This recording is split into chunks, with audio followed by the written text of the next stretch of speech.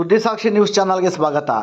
ಗೌರಿಬಿದನೂರು ತಾಲೂಕಿನ ಅಲ್ಲಿಪುರ ಗ್ರಾಮದಿಂದ ಕೆಂಕರೆ ಗ್ರಾಮಕ್ಕೆ ಹೋಗುವ ರಸ್ತೆಯನ್ನು ದುರಸ್ತಿಪಡಿಸುವಂತೆ ಒತ್ತಾಯಿಸಿ ತಾಲೂಕಿನ ಸೀಗಲಹಳ್ಳಿ, ಗುಂತಮಡುಗು, ಕಾಮಗಾನಹಳ್ಳಿ, ಕೊಂಡಾಪುರ, ಗೆದರೆ, ಸಿಂಗಾನಹಳ್ಳಿ ಮತ್ತು ಕೆಂಕರೆ ಗ್ರಾಮದ ಗ್ರಾಮಸ್ಥರು ನಗರದ ಲೋಕೋಪಯೋಗಿ ಇಲಾಖೆಯ ಕಚೇರಿಯ ಮುಂಭಾಗದಲ್ಲಿ ಪ್ರತಿಭಟನೆ ನಡೆಸಿ ನಂತರ ಸಹಾಯಕ ಕಾರ್ಯಪಾಲಕ ಅಭಿಯಂತರರಿಗೆ ಆಗ್ರಹ ಪತ್ರವನ್ನು ಸಲ್ಲಿಸಿದರು.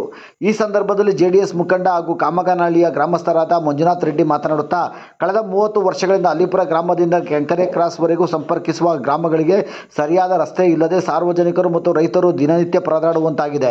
ಈಗ ಮಳೆಗಾಲ ಆರಂಭವಾಗಿದ್ದು ಮಕ್ಕಳು, ವಯೋವೃದ್ಧರು ಶಾಲೆ, ಆಸ್ಪತ್ರೆಗೆ ಹೋಗಲು ಮತ್ತು ಸಾರ್ವಜನಿಕರು ತುರ್ತು ಕೆಲಸಗಳ ನಿಮಿತ್ತ ನಗರಕ್ಕೆ ತೆರಳಲು ಅನಿವಾರ್ಯವಾಗಿದ್ದು, ಈ ರಸ್ತೆಯಲ್ಲಿ ತೆರಳಲು ಸಾಧ್ಯವಾಗದಂತಹ ಪರಿಸ್ಥಿತಿ ನಿರ್ಮಾಣವಾಗಿದೆ.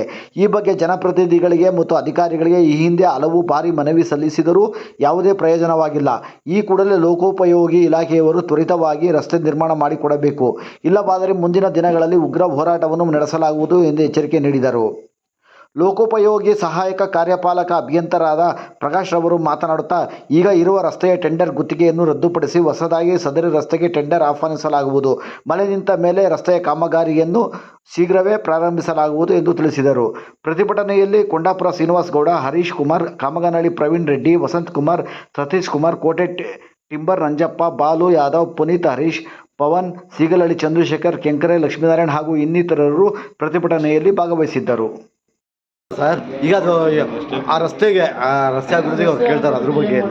ರಸ್ತೆ ಅಭಿವೃದ್ಧಿಗೆ ರೀಟೆಂಡರ್ಗೆ ಕಾಲ್ ಮಾಡಿದ್ದೀವಿ. ರೀಟೆಂಡರ್ ಆದ ತಕ್ಷಣ ಇಮಿಡಿಯೇಟಾಗಿ ಅದನ್ನು ಹೊಸ ಟೆಂಡರ್ ಕರೆದ್ಬಿಟ್ಟು ಹೊಸ ಟೆಂಡರ್ಗೆ ಬೇರೆ ಕಾಂಟ್ರಾಕ್ಟರ್ ಬರ್ತಾರೆ. ಬೇರೆ ಕಾಂಟ್ರಾಕ್ಟರ್ ಬಂದ ಮೇಲೆ ಅದನ್ನು ಫುಲ್ ರಸ್ತೆಯನ್ನು 9 ಕಿಲೋಮೀಟ್ರನ್ನು BT ಮತ್ತು BC ಹಾಕಿ ಸರ್ಫೇಸ್ನ ನೀಟಾಗಿ.